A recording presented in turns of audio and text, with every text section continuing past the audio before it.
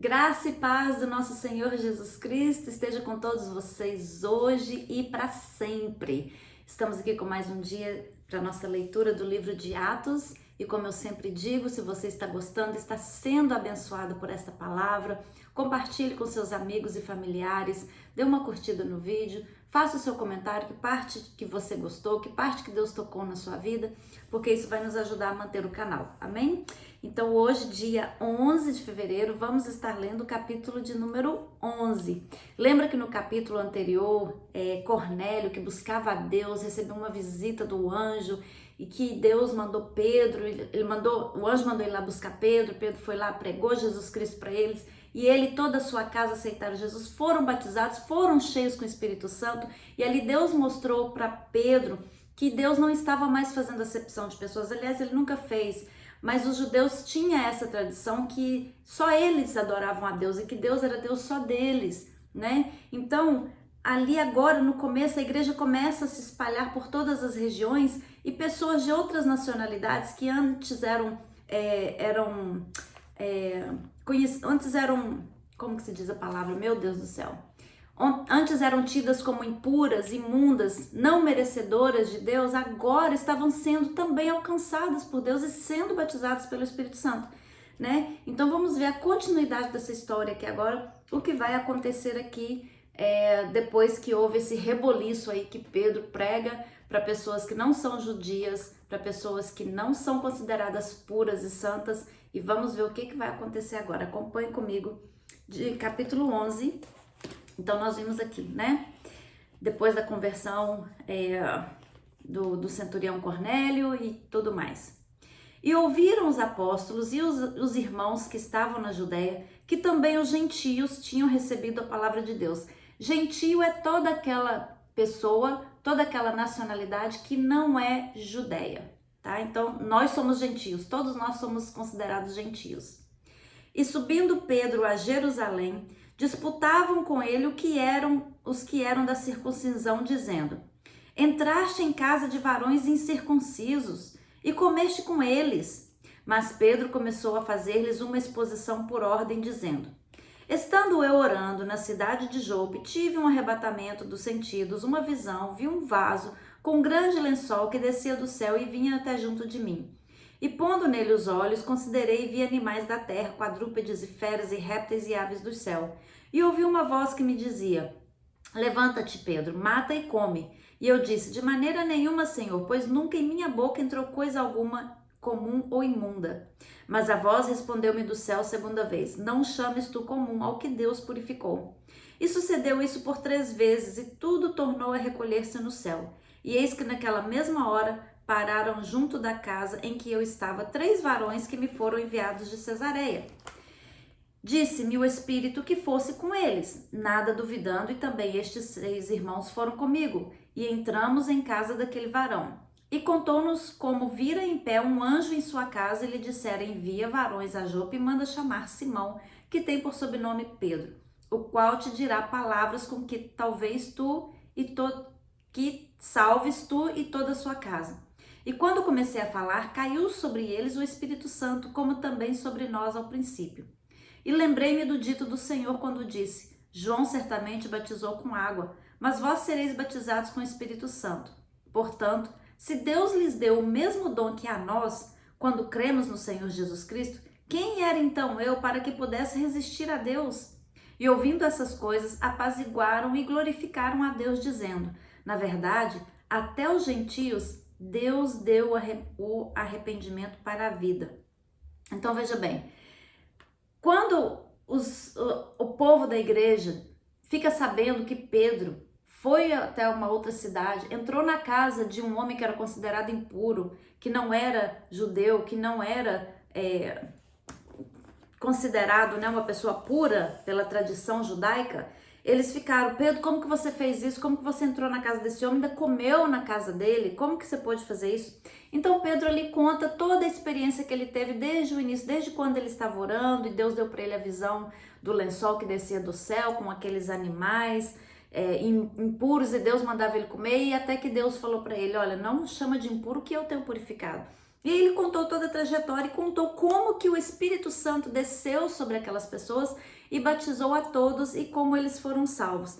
E aí depois disso acabou a discussão. Então eles não mais discutiram e começaram a perceber realmente que Deus estava salvando ali pessoas, os gentios, pessoas de outras nacionalidades. Então, amados, veja bem, muitas das vezes há questões na nossa vida espiritual, até mesmo se você faz parte de alguma igreja, sempre vai haver alguma discussão, algum desentendimento, algumas ideias diferentes de pessoas diferentes sobre alguns assuntos, né? Que muitas das vezes nós mantemos as nossas tradições religiosas, os nossos pensamentos religiosos, a gente coloca isso na frente da palavra de Deus e na frente daquilo que Deus quer falar. Aqui Deus está nos ensinando que nós não devemos julgar a ninguém pela nacionalidade, pela raça, pela cor, pela crença da pessoa. Nós não devemos julgar ninguém, porque é Deus quem purifica. E se Deus foi misericordioso para me purificar e me salvar, Ele pode salvar qualquer um, porque eu não sou nada nem ninguém. Nós somos todos iguais, nós somos todos criaturas de Deus, todos feitos pela mão de Deus, e todos nós precisamos da graça de Deus, e Jesus veio para salvar a todos. O próprio Senhor Jesus, quando esteve fazendo a sua obra no seu ministério aqui no mundo, ele entrava na casa de pecadores, ele comia com os pecadores, ele entrou na casa de um fariseu e comeu com ele entrou na casa de Zaqueu, que era um publicano, né, que era um cobrador de impostos, que era considerado uma pessoa não muito querida. E Jesus entrou na casa daquele homem, comeu com ele e ele recebeu a salvação. Então Deus não faz acepção de ninguém. Então não vamos deixar que as nossas vendas religiosas nos impeçam de ver o poder de Deus. Só porque uma pessoa não se veste igual a você, ou não fala igual a você, ou não se comporta igual a você, não quer dizer que ela não tem Deus na vida. Não é porque uma pessoa não é igualzinha a você, quer dizer que ela não tem Deus na vida.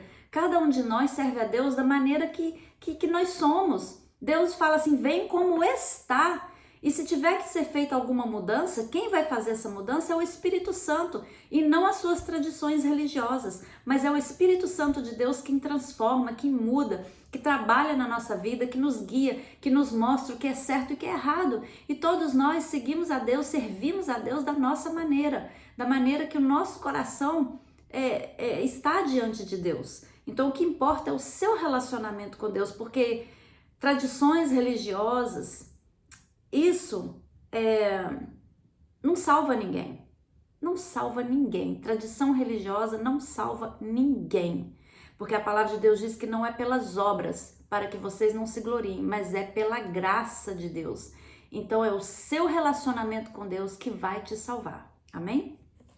Então vamos terminar aqui esse pedacinho aqui agora.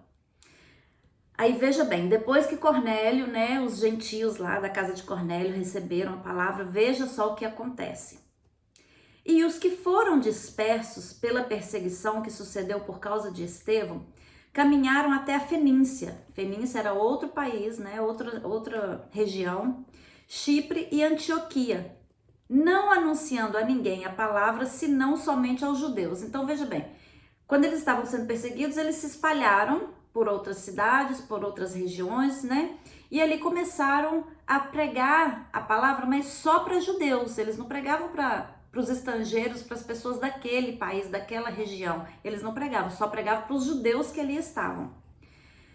E havia entre ele alguns varões de Chipre e Cirene, os quais, entrando em Antioquia, falaram aos gregos, anunciando o Senhor Jesus. E a mão do Senhor era com eles, e grande número creu e se converteu ao Senhor. Olha que coisa linda! Então agora eles começaram a pregar para os gregos, e os gregos estavam se convertendo.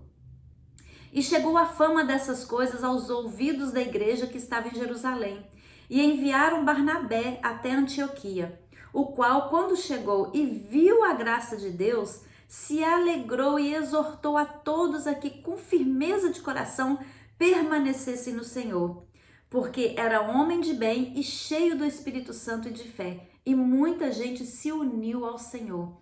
Então, quando Barnabé, quando os cristãos, né, que estavam em Jerusalém ouviram que os gregos estavam aceitando Jesus, estavam se convertendo, então eles mandaram Barnabé para lá, para Barnabé ir e cuidar dessa região lá. E partiu Barnabé para Tarso a buscar Saulo e, achando-o, conduziu para Antioquia. Então o que Barnabé fez?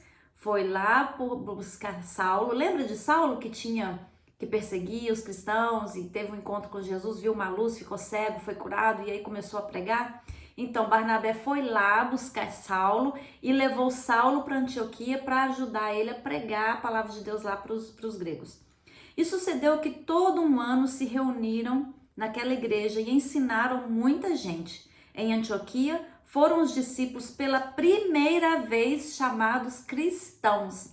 Então aí vem o nome. Pela primeira vez em toda a história, os discípulos, todos aqueles que creram em Jesus, que eram batizados, que recebiam o Espírito Santo, pela primeira vez lá na Antioquia, eles foram chamados de cristãos. Daí surgiu o cristianismo. Cristão quer dizer pequenos cristos, né? Pequeno Cristo, ou seguidores de Cristo. Naqueles dias, desceram profetas de Jerusalém para Antioquia. E levantando-se um deles, por nome Ágabo, dava a entender pelo Espírito que haveria uma grande fome em todo o mundo. E isso aconteceu no tempo de Cláudio César. E os discípulos determinaram mandar cada um conforme o que pudesse socorro aos irmãos que habitavam na Judéia. O que eles com efeito fizeram, enviando-os aos anciãos por mão de Barnabé e de Saulo.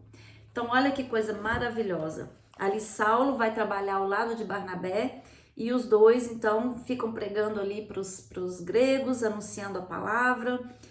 E aí um profeta chega e anuncia que haveria fome, né, naquela região. Então o que eles fazem? Vamos nos preparar e vamos mandar mantimento, vamos mandar suprimento para os nossos irmãos que estão na Judéia, porque se está tendo fome lá, se está tendo um período de escassez, nós precisamos mandar auxílio, precisamos mandar socorro. Aqui mais uma vez a igreja indo de encontro à necessidade do povo. Esse é o verdadeiro papel da igreja, é estar indo de encontro à necessidade do povo, estar ajudando em tempos difíceis, em tempos de necessidade. Amém? Então olha só, aqui a palavra de Deus então começa a se espalhar pelo mundo e as portas são abertas aos gentios. As portas foram abertas para mim, para você, para todos nós que não somos judeus. Porque primeiro Jesus veio para eles, para os judeus, e ele diz, eu vim para eles, porém eles me rejeitaram. E como eles rejeitaram Jesus, então Jesus abriu as portas para nós, os gentios, para os povos das outras nações. Que maravilha a palavra de Deus, graças a Deus que Deus teve essa misericórdia e abriu as portas para nós e hoje nós podemos clamar o nome de Jesus e receber as mesmas bênçãos. A palavra de Deus diz que nós somos co-herdeiros com Cristo. Nós somos co-herdeiros, porque os herdeiros são os judeus, então nós somos co-herdeiros, nós entramos na brecha junto com os judeus. E a palavra de Deus diz que nós somos filhos na fé de Abraão. Não somos filhos da descendência direta de Abraão, porque não somos judeus, mas somos filhos na fé de Abraão, porque Jesus abriu essa brecha, abriu essa porta. Então hoje nós podemos chamar Abraão de nosso pai também, nosso pai na fé, porque a mesma fé que Abraão teve, nós estamos tendo agora. Amém? Deus abençoe o seu dia. Não se esqueça de compartilhar esse vídeo. Não se esqueça de buscar a Deus e orar o Espírito Santo para guiar a sua vida e te mostrar como você deve servir a Deus. Um beijo no coração. Até amanhã para o capítulo 12.